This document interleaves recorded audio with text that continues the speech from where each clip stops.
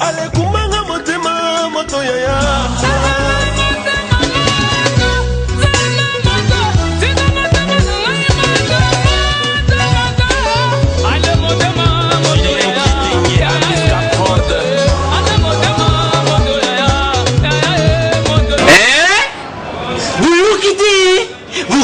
Kaka Kinshasa Nabiso Kin eleki partout KNB Kinshasa Nabiso Kin eleki partout Kinshasa eleki partout mikuru meza bino pardon Jima sala yelo karatakate yana benga gayo Jima mukende umela bana kin ke bana jago zape so kutana ngo KNB Telema KNB Telema Kinshasa eleki partout Jinimu Kendi Oumela KNB ko zape te so kutana ngo check au Vandi.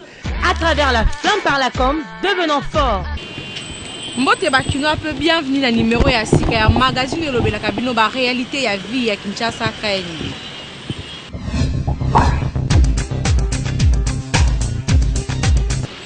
Bakino va pesi ba point de vue na bango ndenge président de la République Joseph Kabila a fait ça 24 heures pour un accord et à la signer na dialogue mais toza déjà au-delà il y a 24 heures et l'autre côté salami donc majorité a commis ko désobéir na ba point na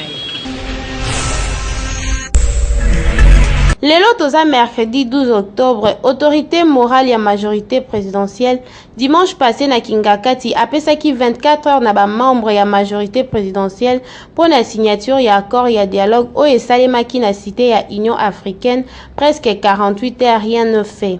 Est-ce que elingi koloba que batu ya majorité ba respecter autorité morale te? La population de rôle ils allaient kozanga kotosa autorité morale à bango. Pour autorité morale tant que la 24 heures faut bosser la boule. Bon bilo faut bosser la montée. Tout le bani siko. C'est que bon ça a été. Bon, yemo lem takoza mikano apo biso le on futur le bate. Yemo lem takoza mikano pour la bango pour la bat na yewana parti na. Mais pas que ça le président de ça qui va signer, faut pas signer.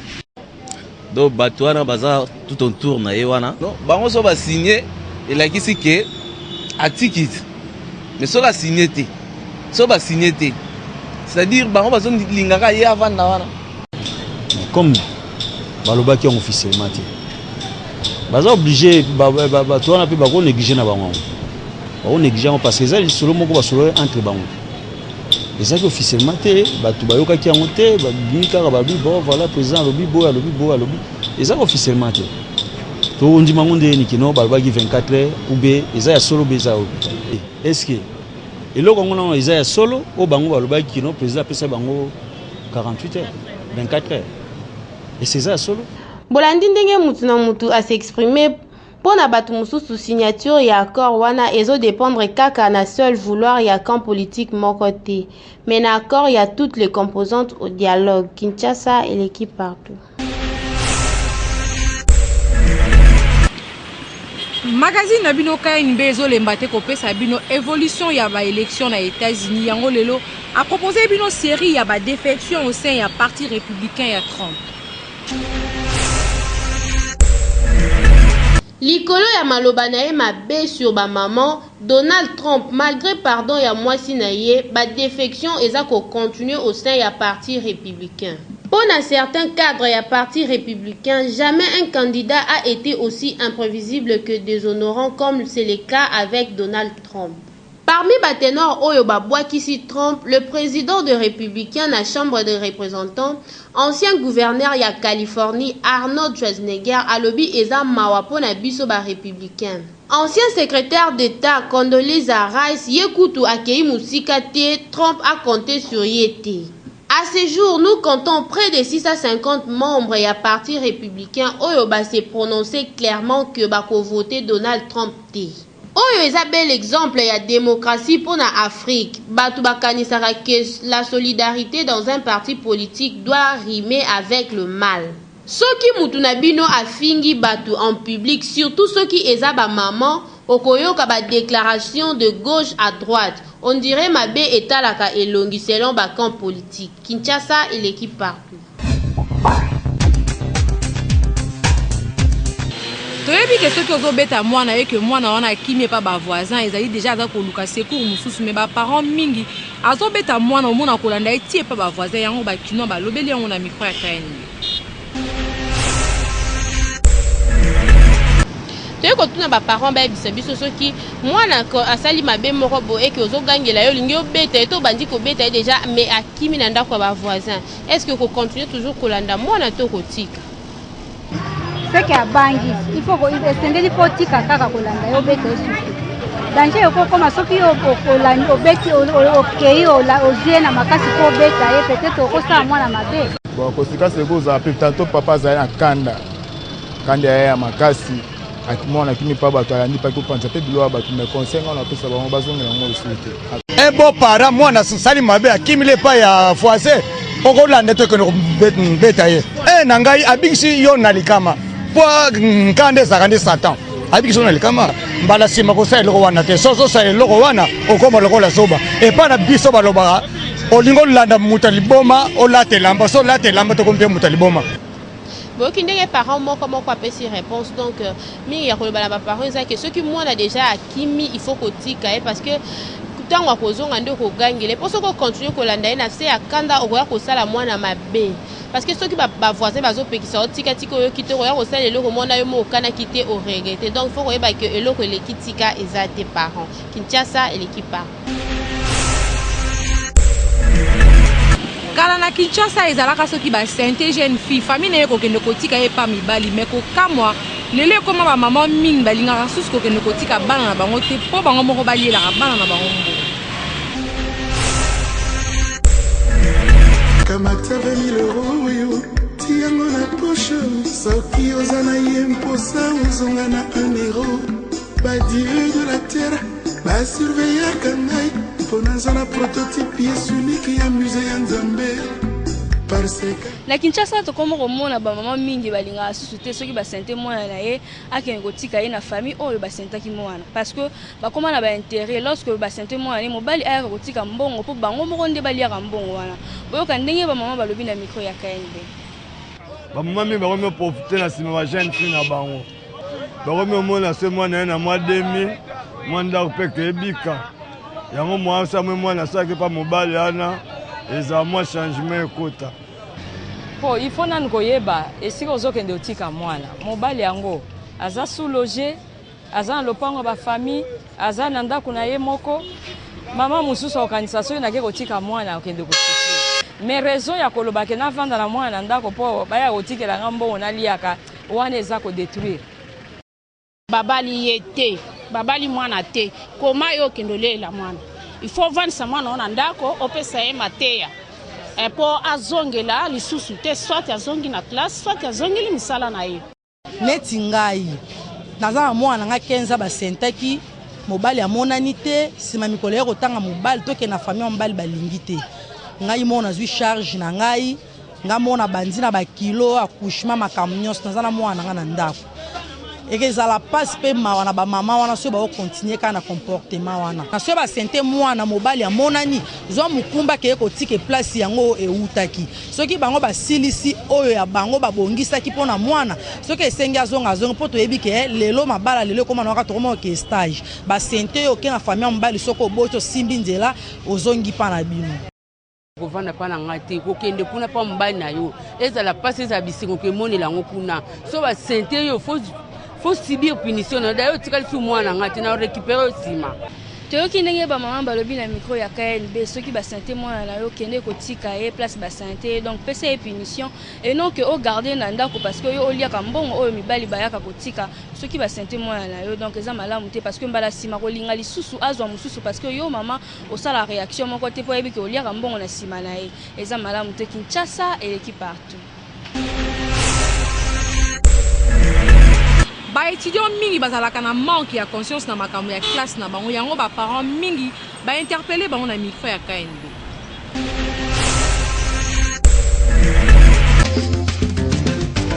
Ba parents bazala ba irresponsable te quelle que soit difficulté à vie osanango.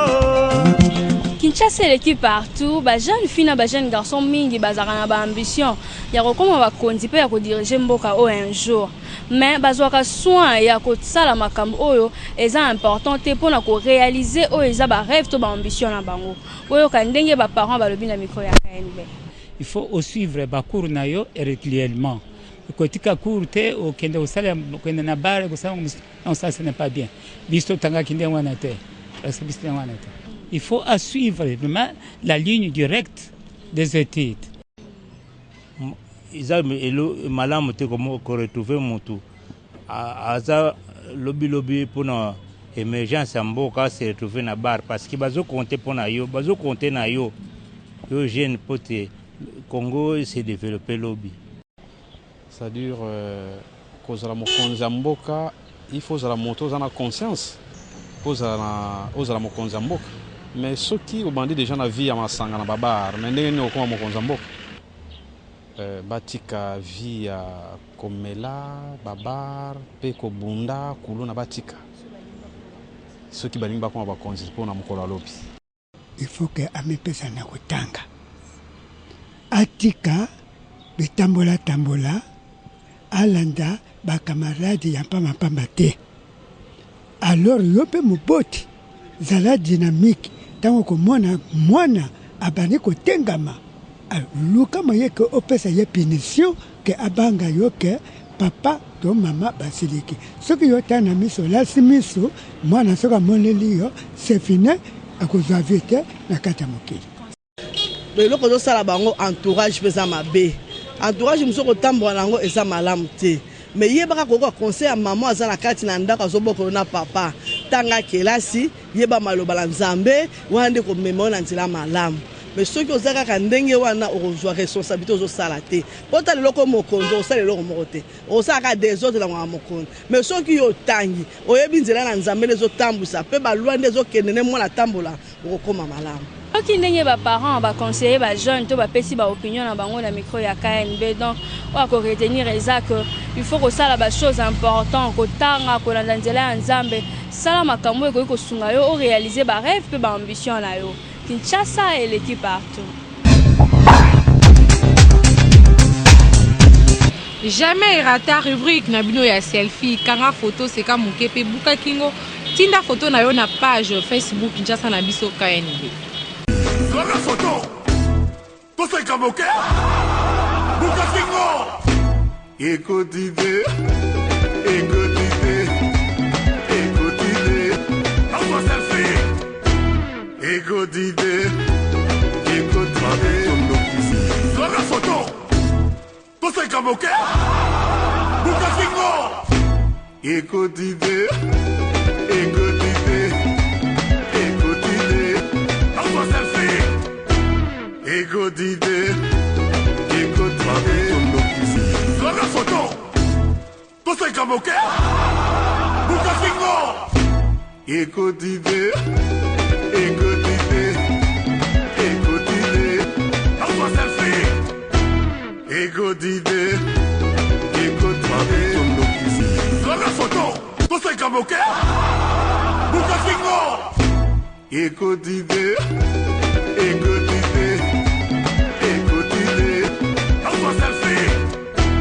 Ego d'idée, ego de la photo, tout c'est comme ok.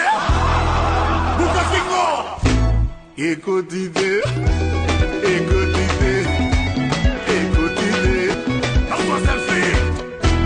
Ego d'idée, ego de la photo, tout c'est.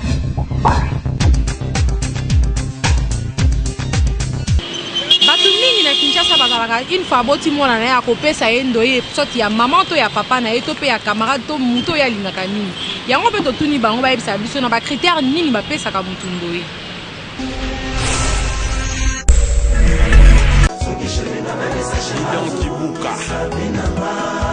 Naza kutuna posa kotuna te, mais au contraire bino ndefo botuna ngai Jimmy Mukendi soki mobali akoma ndenge. Magazine KNB to ekosola na ba parents ba yebisa biso soki critère nini balingaka kopesela mwana bango ndoyi. To la réponse est pas ya ba maman. Moninga nde na boye. leo pena na zemi mwana na kopesa ndoi do bipesela kaka te po ndeza bo mwana mso leo na kozo mwana pesi ndoi na emso mwana za muyibi donc kombo pe ndeza belandaka ndoi na soka za muyibi mwana pe mwana do eza do yolanda na makila donc nyonso wana do mwana pe alandaka comportement ya ndoi wana mwana pe donc aza nango pe kaka kopesa mwana nga ndoi so na mwana koza na caractère bien na sepelaka na yo na telika na boti mwana nga na zuna pese ndoi ka pamba wepo caractère mabe elandaka neti ngana ana ndoi na ngai lokwa ngamo na nzana makama mabe ndoi na ngala ndama kamnanga kota bitumba abunda ka jeti lokwa ngamo ko ndoi ozomona poni mama na tala kata zwi ndoi ya pesinga caractère na nga yango mwana pe alandi te za question ndoi za mo bo ndoi na nga est-ce nga za mbonga yo na okauka na moi na mangati na mbongo pesa ndoi na mwana nga ndoi ona mwana un azar respect ndoi moko o azola tana ila te moko ya bien po mwana nga na soka botami azui ata zu caractère ne na yebi mwana na koza malamu po ezaka ndoi mso pesa soka azana ya makambo mabe mwana pe boti ya koza ya makambo mabe po eza ya ndoi na ye bon nota no comportement na caractère à moutongo non na pesa mwana nga ndoi il faut se comporter bien spirituellement physiquement c'est tout bon so pesi mutundoi aza lemsu kulunaire to aza mutu moko azotambola bien te omo te ke kombo wana ekolandaka mwana na yo makambo mutu wana azosala mais so opesi mutu kombo oyo azose comporter bien omoi mpe makambo malamu mutu wana azosala nde kolanda mwana boyoki wana réponse epai ya bamama ndenge balobi alors kopesa mwana ndoi eza kombo mobimba ozopesa ye ya mutu wana ezolata ye na vi na ye mobimba fo kotala ezaleli nini ya mutu oyo ozopesa mwana ndoi parce que ndenge balobaka ke kombo elandaka c'est vrai kombo elandaka po mosusu kuta apesi exemple ya ye moko ke aza bizaleli mabe donc ndoi na ye azaka bizaleli mabe lokola ye yo parent osepela te ke mwana azala toujours na ezaleli mabe donc fo koponaka ndoi mpona profite mpo aza soki na mbongo soki mpona nini te mpona mutu aza na ezaleli ya malamu mwana mpe akoreflete bizaleli na ye yango wana Kinshasa elekipa. Dr Dieudonné Ngoy a expliqué le danger de la rétinopathie diabétique. Malade to bengi rétinopathie diabétique, ezali rétinopathie diabétique elle a kisi que ezali complication ya sucre na miso principalement na rétine. Rétine ezali couche moko eza na kati na miso couche wana ezali très sensible ba misisa makila ezali kuna na kati soki sucre emati misisa makila wana ezo beba soki misisa makila wana ebebi okomona mutu vision na ye komi kokita akomi ko saigner na kati ya miso makila ya bato mosusu bazaka alobi docteur nazomona liso na kati nazomona makila nazomona rouge na kati ya makila bato wana soki sucre emati mingi pesi ba complication na miso ba complication okomona makila vision ekiti nde wana tobandi koloba ezali rétinopathie diabétique mingi ezo sala eloko to bengaka ezo provoquer eloko to bengaka édème de la macula. Édème de la macula kisi eza partie moko eloko moko eza na partie moko eza na kati ya liso o esika ezo permettre biso to monaka mais esika wana soki misisa ya miso ezo sala malamu te omoni esika wana evimbi soki evimbi vision eza susu malamu te okomona moto akoyaka docteur nazomona sote pesanga lunette soko tale okoyebisa ezali maladie ya lunette te il faut oyebise liboso complication eza na kati ya miso na yo il faut toluka tosilisa yango tokuluka topesa yo traitement po ndenge evimbi wana tokitisa yango makila oyo eza na kati makila wana esila wana ezali soki sucre epesi complication na nani mais complication moko oyo ezali nano eza nano ya makasi te mais complication ekomaka ya makasi soki moto akomi basinga ekomi na kati ya miso basinga wana yo komona yango te mais vision na yo kaka nde ezali ya kokita monganga nde ntango akosala ba examen na ye akomona ke okomi na basinga na kati ya miso basingango ezo benda rétine ezozokisa rétine makila ezoduma nde lere wana traitement ekomi susu ya compliqué wana ebendi mindondo mingi wana kosenga tosala chirurgie. Or chirurgie ya rétine ezali ya motu ya mingi yana tokosenga bandeko na biso soki ozali na diabète il faut omona munganga oyo diabétologue omona pe mungango atalaka miso po mungango atalaka miso yende akosalisa koloba te sika oyo okomi na niveau moko ya malamu susu te. Il faut que landa yo malamu, il faut olanda mibeko malamu okitisa to na yo ya sucre. Soki ozali na hypertension, soki ozali na munganga oyo atala diabétologue akosengo ba examen atala soki ozana na la cholestérol asala ba examen so olandela yango po maladie wana rétinopathie diabétique ezala maîtriser.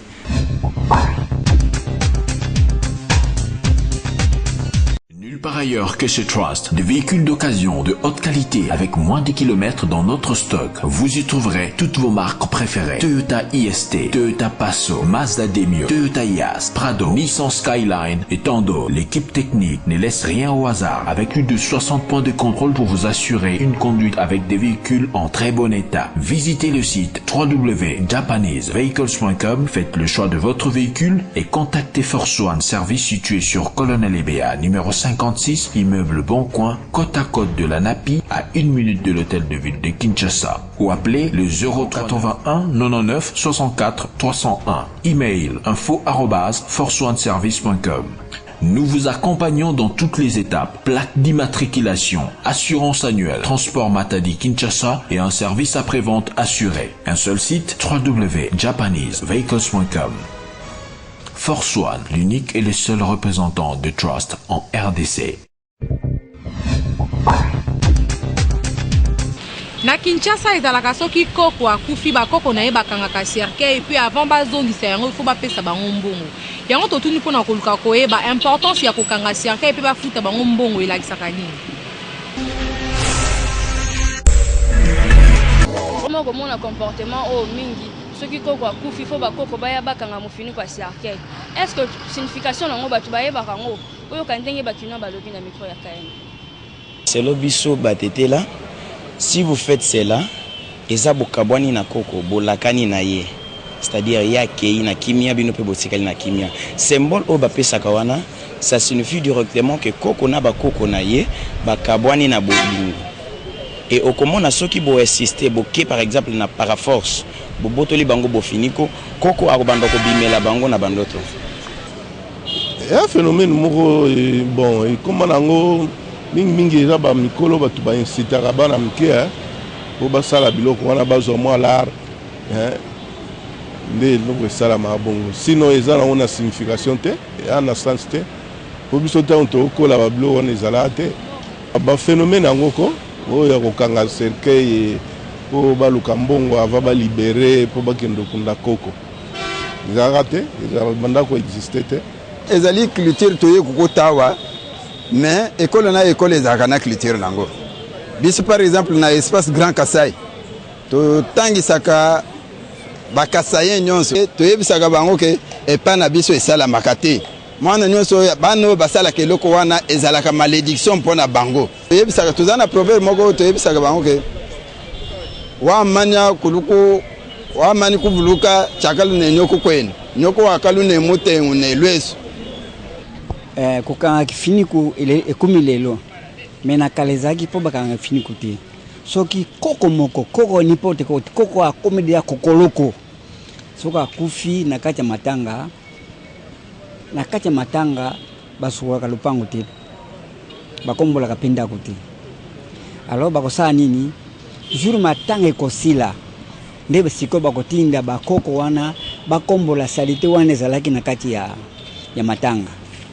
Après bakokamata mutuna mutu sikoyo azui matiti na ye asengi sikoyo na chef de famille abanda kosomba matiti wana mbongo wana bakopesa bango ekozala kola mbongo azui na kati ya matanga ebukoko na ye mususu azwango akosala makambo na ye mona peseli isali bénédiction mais pona lelo ekomi ke bapesa mbongo obligatoire balongola kifiniki bobomba eloko wana ezaki bongo te nde biso bato batransforma na ndenge na bango ezali mpenza bongo te parce que ntango bazolongola kifiniku bazotika nzoto ya motu polele eyingi koloba ke bobebisi na lokumu ya motu oyo akufi toyoki ndenge bakino balobi na micro ya KNB donc la plupart balobi ke bayebaka signification yango te basalaka eloko na sentiment te parce que omonaki yango na matanga songolo pakala mais soki osali yango avec conscience mpe oyebi signification yango ekozala malamu mingi. Kinshasa eleki partout.